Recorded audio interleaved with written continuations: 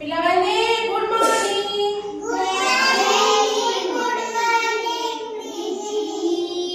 ସମସ୍ତେ ଖାଇକି ଭଲ ଅଛ ତ? କଣ ସବୁ ଖାଇଛ? ତମେ କଣ ଖାଇଛ? ତମେ ତମେ ଭାଜି ଭାତ ଆଳୁ ସିଝା ଆଉ ଖଟା ଆଳୁ ଭଜା।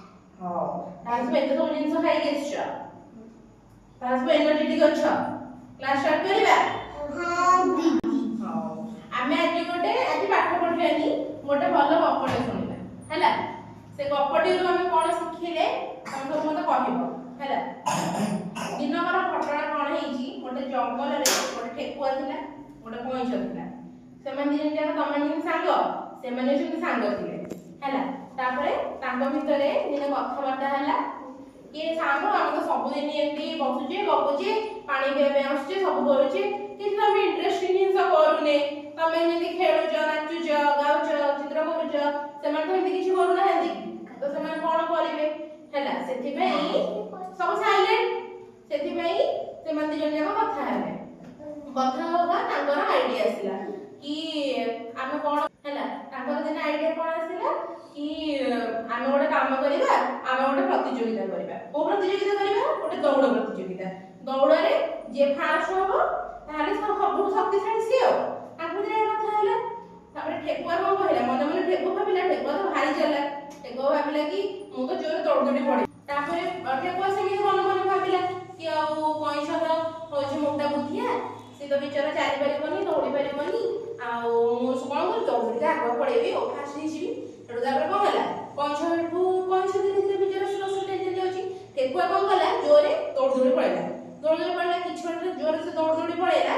ତାପରେ କଣ ଥକିଗଲା ପରେ ଗୋଟେ ବର ଗଛଟେ ଥିଲା, ବର ଗଛ ତଳେ ସେ କଣ କଲା, ଘୁମେଇକି ବସିଲା, ଟିକେ ରେଷ୍ଟ କରିବି, ରେଷ୍ଟ କରିସାରିକି ତାପରେ ପୁଣି ଦୌଡ଼ିବି ଆଉ। ବିଚାରା କଇଁଛଟା ଆସୁ ଆସୁ ଦିନ ପାଇଯିବ, ସେ ଆସିପାରିବନି। ସେ ଏହା ଭାବିକିନା କଣ କଲା, ଶୋଇପଡ଼ିଲା। ଠେକୁଆ ଶୋଇପଡ଼ିଲା। କଇଁଛ ଧୀରେ ଧୀରେ ଚାଲିଚାଲି ଆସୁଛି, ସେ କୋଉଠି ରେଷ୍ଟ କରୁନି। ତାପରେ ଏମିତି ଧୀରେ ଧୀରେ ଚାଲି ଚାଲି କଇଁଛ ଯାଇକି ଠିକଣା ମୁଣ୍ଡରେ ପହଞ୍ଚିଗଲା। ଠିକଣା ତାଙ୍କର ଯୋଉଠି ପହଞ୍ଚିବାର ଥିଲା, ଯୋଉଠି ପହଞ୍ଚିଲେ ଫାର୍ଷ୍ଟ ହୁଅନ୍ତି ସେଠି ଯାଇକି ପହଞ୍ଚିଗଲା। ତାପରେ ଠେକୁଆ କଣ ବର ଗଛ ଉଠି ଶୋଇଛି, କେତେ ସମୟ ବସିଲା, ନିଦ ଭାଙ୍ଗିଲା। ଆରେ ହେ ମୁଁ ତ ଶୋଇପଡ଼ିଛି, ଆଉ ବିଚାରା କଇଁଛ ଆସିନଥିବ, ମୁଁ ଯାଉଛି କହିକି ଦୌଡ଼ିଲା। ଗଲା ବେଳକୁ କଇଁଛ ସେଠି ପହଞ୍ଚିଛି। ଦେଖିଲା ବେଳକୁ ଠେକୁଆ ବିଚାରା କଣ ହେଲା, କାନ୍ଦିଲା, କହିଲା କି ମୁଁ ଜାଣିପାରିଲିନି, କଇଁଛକୁ ବୋକା ଭାବିକି ଶୋଇପଡ଼ିଲି, ବର୍ତ୍ତମାନ କଇଁଛ ଫାର୍ଷ୍ଟ ହେଲା। ତ ଏଇଥିରୁ ବୋକା ଠେକୁଆ ଯେତେ ଅତି ଚାଲାକ ହେଲେ କଣ ହୁଏ, କିଛି ହେଇପାରିବନି, କାହାକୁ ଖାଇବ। ଅତି ଚାଲାକ ହେଲେ ଭଲ ନୁହେଁ, ତେଣୁ ଧୀରେ ଧୀରେ ଉପସ୍ଥିତ ବୁଦ୍ଧି ହଟେଇକି କାମ କରିବ। ଏଇ ଗପ ଆମେ କଣ ଶିଖିଲେ କୁହ ତମେ? Good, very good. ତମେ ସେ ଗପରେ କଣ ଶିଖିଲ? ତମେ ତମାନେ କେହି କେବେ ଅଳସୁଆ ହବନି, ସବୁ କାମ ଜଲ୍ଦି ଜଲ୍ଦି କରିବ, ବୁଦ୍ଧି ହଟେଇକି କରିବ, କାହାକୁ କେବେ ଆମେ କମଜୋର ହେବେନି। ଗପର ମାନ ଶିଖି ଭାବିଲେ କି ତମ ସାମ୍ନା ପ୍ରତିଯୋଗିତା ଯିଏ କରୁଥିବେ, ପ୍ରତିଯୋଗିତା ଯିଏ ମାନେ ସାଥୀ ତମର ଥିବେ, ତାଙ୍କୁ ତମେ କେବେ ବି ମାନେ ଅଳସୁଆ ଭାବିବନି କି ସିଏ କେବେ ଛୋଟ ହେଇନଥାନ୍ତି। ତମେ ଆଉ ସିଏ ପରସ୍ପର ସମାନ ହେଇଥାନ୍ତି, ପରସ୍ପର ସମାନ ହେଇକିନା। ତେଣୁ ତମେ ଭଲରେ ବୁଦ୍ଧି ହଟେଇକି କାମ ଯଦି କରିବ ତାହେଲେ ତମେ ବି ଜିତି ପାରିବ। ଠେକୁଆ ହଇରାଣକୁ ହେଲା, ମାନେ